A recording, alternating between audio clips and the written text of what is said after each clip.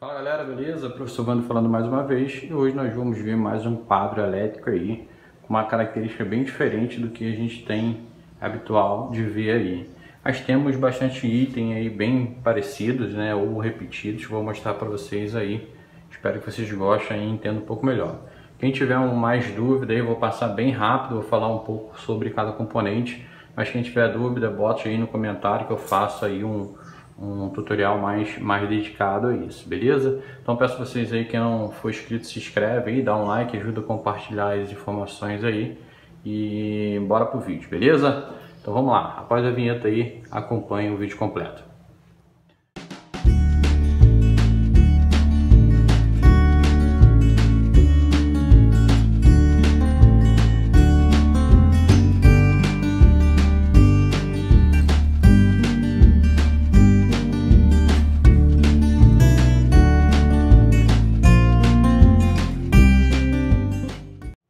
Beleza, galera? Então é o seguinte, aqui ó, a gente consegue ver que aqui é a tensão de entrada, então a tensão de entrada entra aqui e depois vai para esse disjuntor.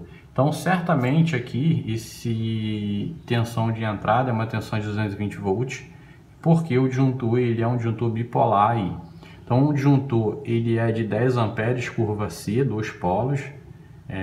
Então a gente utiliza ele entrada sempre na parte superior, saída sempre na parte aí de baixo do equipamento. É um padrão que a gente usa, a gente não coloca de forma alguma de uma forma diferente aí, apesar de ter disjuntor que pode ser ligado inversamente aí, beleza? Então aqui eu vou mostrar para vocês que aqui a gente tem um DPS, na realidade são dois DPS, DPS1 e DPS2, bem similar, bem parecido entre um e outro, mas tem que se atentar bastante que um DPS ele protege contra tensão alternada e o outro DPS contra tensão contínua.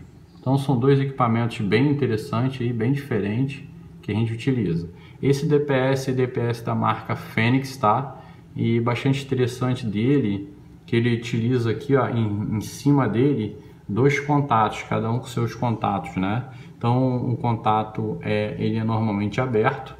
E quando ele atua aqui, ele se sacrifica, ele fecha seu contato e eu pego essa informação diretamente no CLP por uma digital. Então se a digital 1 fechou, um exemplo, significa que o DPS1 ficou danificado, alterado ou atuou aí de uma forma aí por uma descarga atmosférica. Se o DPS2 atuar, significa que a digital 2 vai atuar e eu sei que exatamente que ele está danificado. Beleza? Então é um item bastante interessante aí para utilização.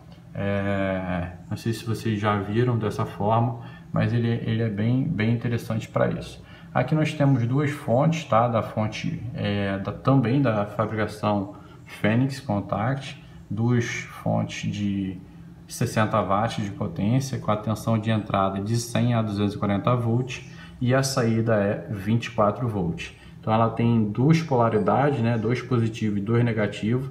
Eu posso sair com dois circuitos independentes dessa fonte aqui. A gente utiliza essa fonte para fazer a parte do CLP e a parte de medição de vazão totalmente separadas, mas as duas têm a mesma característica e as mesmas potências. Beleza? Aqui nós temos aí os bordes de derivação de entrada, primeira fonte, segunda fonte. Essa parte de cima significa que ela está jampeada no borne duplo, né? O borne também fabricante Fênix.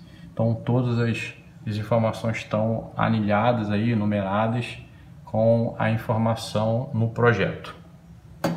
Esse cara aqui também é um DPS de proteção, né? Bem parecido com esse aqui, mas muito mais específico, né?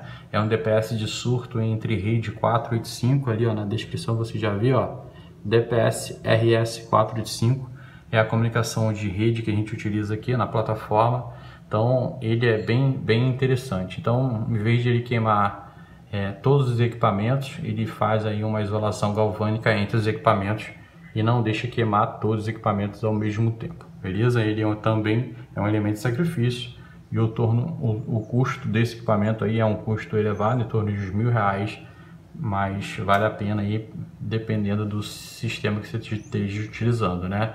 Lembrando que uma carta de 485 aí ela sai por uns R$2.500 a R$3.000 do fabricante Fênix, beleza? Então Então aqui a gente tem os bornes de comunicação, ali em cima está escrito, ó, deixa eu ver se dá para focar aqui, RS485.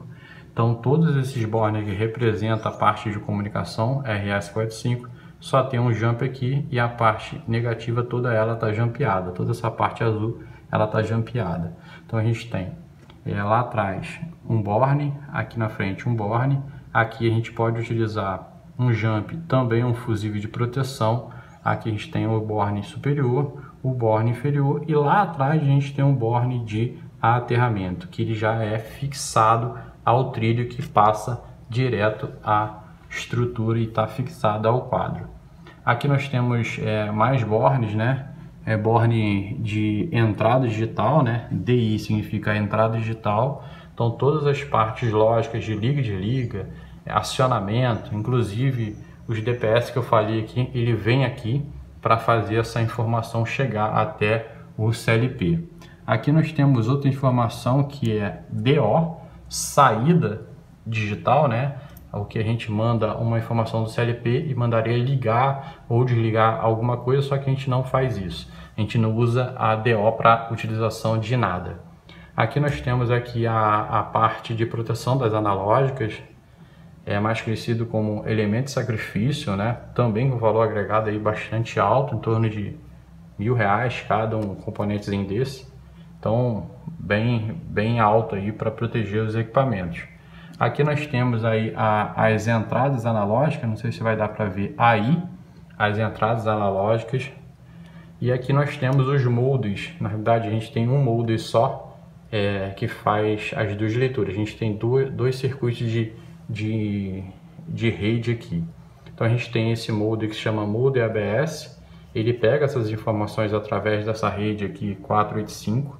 Dentro dele ele tem um chip que funciona de uma forma de telemetria e comunica através de uma plataforma que joga isso na rede e a gente consegue captar essa informação através daí de um servidor local ou um servidor externo. Aqui nós temos o CLP também da Fênix, né? O modelo dele é ILC151 Ethernet. Então aqui a gente tem o cabo Ethernet. E aqui a gente tem toda a parte lógica da informação, né? Para quem não conhece, o CLP ele vem até aqui, ele já vem com algumas definições prontas. Essa carta que está piscando aqui é a carta 485, carta de comunicação TX-RX. E essa carta aqui é a carta da analógica do 420. Então aqui dentro desse painel a gente tem sensores de níveis, né? Sensores hidrostáticos e também ultrassonic, mede a altura do reservatório e manda essa informação diretamente tanto para o ABS quanto para o CLP. Beleza? Então a gente está chegando aqui à parte de fonte, né? O UPS, uma fonte industrial, que ela mostra o seu nível de bateria, alarme e outros detalhes, né? Aqui ele mostra aqui, ó, uma série de fatores, ó, alarme, descarregamento de bateria, carregamento de bateria, se a bateria está on, se está off. Então todas as informações ela tem aqui, ó. Ela também tem uma informação de agregar as duas a mesma função, ó. Esse aqui já está com a função de indicação de advertência ali. Eu até vou checar o que pode ser daqui a pouco, eu já vou dar uma olhada que não tinha visto, acabei de ver agora. Então ele tem a parte de entrada, né? A gente tem a entrada aqui, ó, positivo e negativo, entrada 24, saída positivo e negativo, também 24. Corrente máxima de circulação é de 10 amperes. Ela passa por dentro dela, não faz conversão, é só armazenamento. Beleza? Aqui nós temos dois medidores de vazões de dois fabricantes totalmente diferentes, mas que exercem a mesma função, tá? Então vamos começar com esse aqui, Isomag aqui, que é da Lamon. O equipamento bem interessante, aqui está registrando aqui agora no momento 54 litros por segundo que está passando na parte de tubulação de água. Então a gente consegue ver bastante coisa aqui. Só a vazão, a gente consegue ver a vazão mais o totalizado, consegue ver só o totalizado, consegue ver se tem alarme, consegue ver o totalizado por metro cúbico, algumas informações, algumas partes de percentual. e a gente deixa ele numa condição que dê para ver litros por segundo e também o totalizado. Essa informação ela vai diretamente para o sistema de automação, ela vai para o sistema de controle de automação através de um CCO. Essa informação ela é gravada em banco de dados e a gente consegue ver o histórico e o gráfico de todas as informações por segundo a todo momento, 24 horas por dia, todos os dias da semana. Então aqui a gente tem o equipamento, depois eu mostro para vocês mais detalhes sobre esse equipamento, sobre o medidor de vazão. Então teoricamente ele mede a vazão, né, quantos litros por segundo ele está passando e registra todas as informações. Basicamente são os mesmos equipamentos, tá? Só que característica diferente. Então esse aqui é um medidor de vazão da Conault, né? Então bem conhecido também. Ele está medindo outra parte de rede, né? Que a gente tem vários seccionamentos aqui de rede. Então ele está medindo aí 9,6 litros por segundo, em torno de 10 litros por segundo. Esse totalizado aqui é um totalizado positivo e esse totalizado é um totalizado negativo. Mas para que eu preciso saber se existe um totalizado negativo? Se eu tiver uma manobra de 2 fluxos, né? Exemplo, eu jogo para frente, eu contabilizo, e quando eu jogo para trás, exemplo, se eu tiver um problema na rede e eu conseguir utilizar essa tubulação para fazer o mesmo circuito inverso, eu contabilizo na parte negativa, não desconto da positiva. Então, positiva sempre vai ser positiva, sempre vai ser somada, negativa ela sempre vai ser somada. Ela só tem um sinal de negativo para falar que a água retornou pelo mesmo fluxo. Então aqui a gente tem as ligações dela, que depois eu falo para vocês sobre mais desse equipamento. Aqui a gente tem a questão do link, né? Significa que o sistema está conectado à rede e a gente tem o TX e RX para falar que está mandando e recebendo as informações. Beleza, galera? Então é isso. Espero que você tenha gostado aí no painel.